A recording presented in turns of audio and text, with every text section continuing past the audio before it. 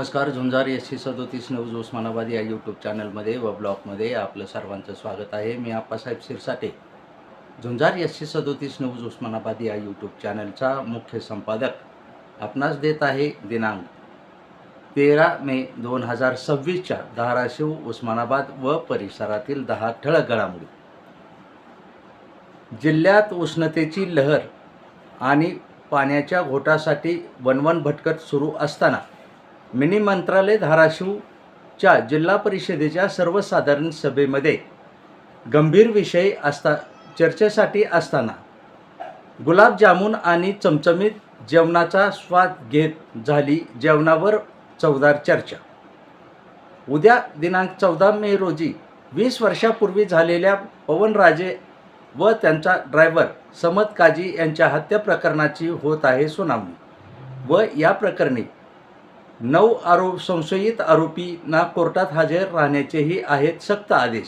या प्रकरणाचा उद्या निकाल लागेल का होणार तारीख पे तारीख. जोपर्यंत भाजपा सत्तेत आहे तोपर्यंत निकाल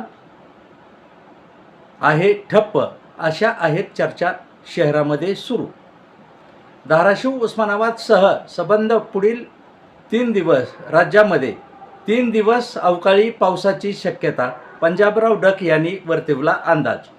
येवती तालुका तुळजापूर येथील किराणा दुकानात 55,000 रुपयाचा गुटखा नळदुर्ग पोलिसांनी केला जप्त. येवती येथील विशाल कम्युनिकेशन या किराणा दुकानावर छापा टाकून नळदुर्ग पोलिसांनी केली कारवाई.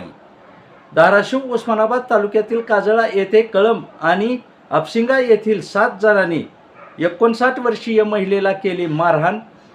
मध्यस्थी करणाऱ्या पतीला देखील जबर मारहाण केली. धाराशिव ग्रामीण पोलीस ठाणे येथे 7 जणांविरुद्ध सुरेखा कोरे यांनी उपचारानंतर केला गुन्हा दाखल. खरीप हंगामातील जिल्ह्यातील शेतकरी यांना 2025च्या खरीप पीक विमा प्रश्न अखेर मार्गी. 4.5 लाख शेतकऱ्यांच्या खात्यावर 3,336 कोटी खात्यात रुपयापेक्षा जास्ती रक्कम खात्यात होणार जमा असल्याचे तुळजापूरचे आमदार राणा जगजितसिंह पाटील यांनी सांगितले. तालुक्यातील ग्रामपंचायत निवडणुकांची नांदी सुरू.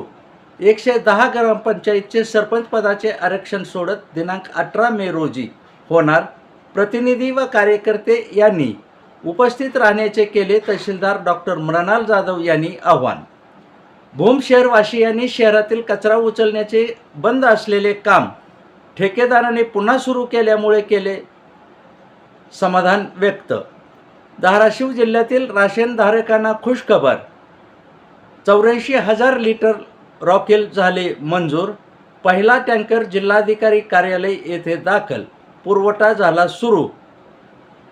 जिल्हा परिषद शाळेची दुरुस्ती करण्याविषयी राष्ट्रवादीचे जिल्हा अध्यक्ष प्रतापसिंह पाटील यांनी दिले जिल्हाधिकारी यांना निवेदन. या होत्या धाराशिव, उस्मानाबाद व परिसरातील 10 ठळक घडामोडी.